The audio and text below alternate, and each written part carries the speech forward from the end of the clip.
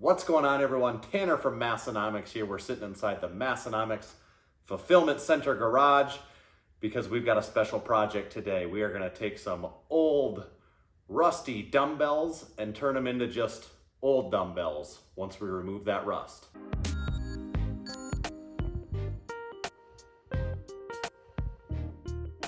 So for anyone that doesn't know, I've been in the process of collecting these old vintage York roundhead dumbbells. They made them in sets from 1 pound all the way to 100 pounds. So far I've collected quite a few of them. I've got most of them now 1 through 75. I'm missing the 80s to 100s. I still need the 6s and 9s. So if you've got any of those, give me a ring, we'll talk. But since these are old, used, vintage dumbbells, you get them in a whole variety of conditions. And some of them I got, honestly, pretty rusty. I'm all right with them looking old, but I just want to take some of that rust off of them. So what I'll walk you through here in this video is a process that I learned from Big Rob over at Vintage Weights PGH. And when I say I learned it from him, I'm literally just stealing exactly what he does. I'm going to try to do that. We'll see how it goes. First things first, we got our supply list. So what do we actually got here to be able to make this project happen? What do we need? The key ingredient is this oxalic acid. That's what's going to be doing a majority of the heavy lifting for us in terms of rust removal. Then we've got our brushes. This nylon brush here, that'll be our first line of defense once we've soaked them for the first time, and then a little bit more severe.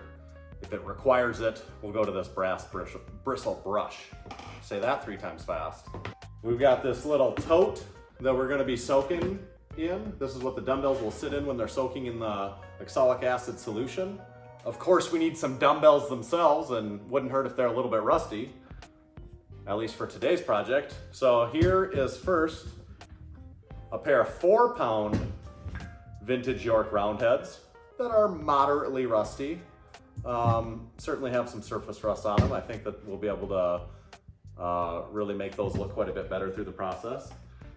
Then I've also got here a pair of 15 pound York roundhead dumbbells that are quite a bit rustier in spots compared to the 4 pounders at least. So these will be a more interesting test to see how it goes on the 15 pounders.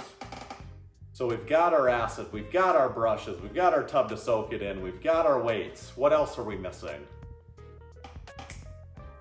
Safety equipment, of course. We've got these big old rubber gloves right here, so we won't burn the skin on the acid, hopefully. Last, and of course not least in terms of safety, we've got a Massenomics drink spotter. How convenient that we got this metal toolbox to stick it right to. Got a LaCroix right there. Stay hydrated while we're doing this project. You do not want to get dehydrated while you're storing weights. Now another note, almost all this equipment that I'm using, like I said, I got on the advice from Big Rob. I'll link his video in the description. It's probably a more in-depth video. Also, you can go through him if you want to do this project yourself, something like it. He's got links for all the stuff that I bought here. You can go through him. He gets a little affiliate kickback through that. So check it out if you want to.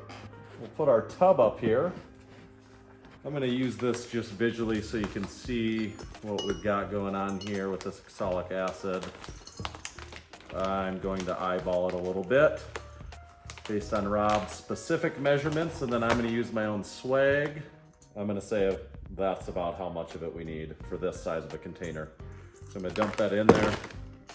Then before I add water, I'm going to break up a couple of these significant clumps. Then we're going to fill this with water. Okay, got a good bit of water in there. Not completely full, but we'll keep in mind the weights will take up some space. I'm going to stir that up a little bit. Just using a paint stir stick for that. Get that powder distributed a little bit more uniformly. Some of those are terms from science class. Now let's toss a couple weights in there. See if we need more water.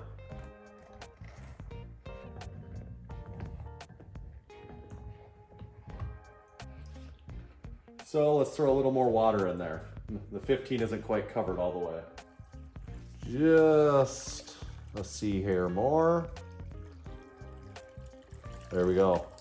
Okay, we got our dumbbells soaking now in the oxalic acid solution. What we're gonna do is let these soak overnight for about 8 to 10 hours. We're gonna come back tomorrow, check them out, see what they look like, pull them out, scrub them down, see if we're getting some of that rust off. 6.5 hours later. A few inches later, day 2.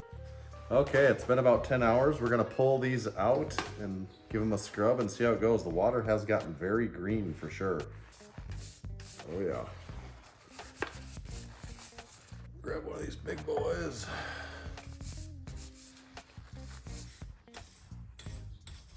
A few moments later. Next, I'm just getting everything rinsed out. I brought the tubs and the dumbbells all to the curb, getting all that toxic, acidic waste run off to the neighbors' houses. Actually, it's kind of like the old Christmas vacation scene, isn't it?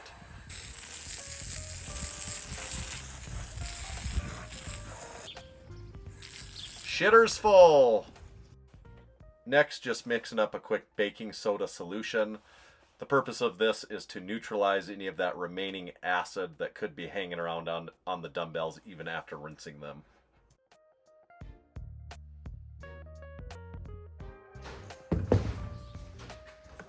Here's where we're at after the oxalic acid bath and the scrubbing, and then neutralizing it with the baking soda wash.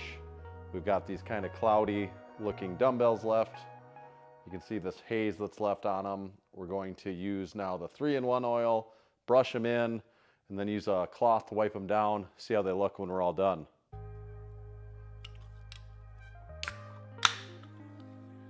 Crispy.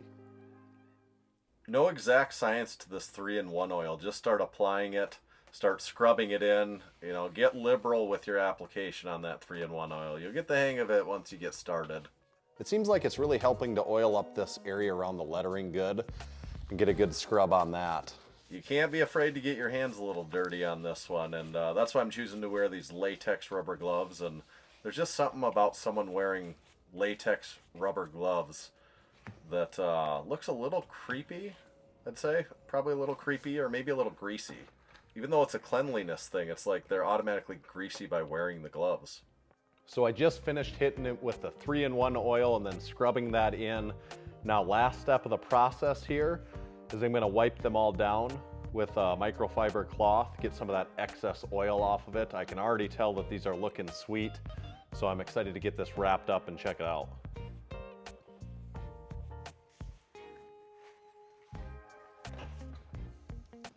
One eternity later.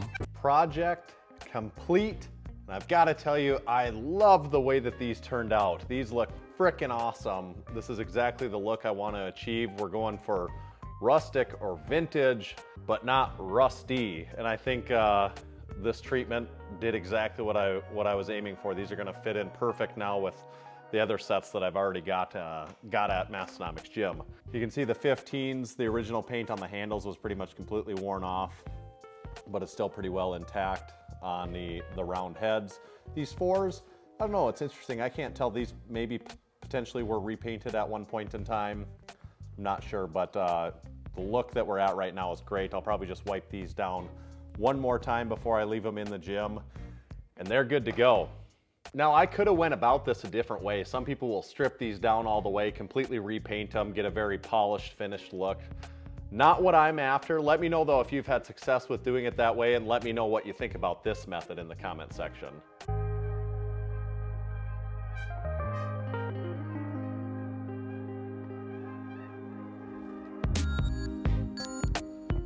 Thank you to everyone that watched this video, and thanks to everyone that's been subscribing to the YouTube channel. We've been putting out a new video every single week now for several months, and we'd love to see that number keep growing. We also have the Massenomics podcast. It comes out every Monday. Make sure you're subscribed and checking that out if you haven't already.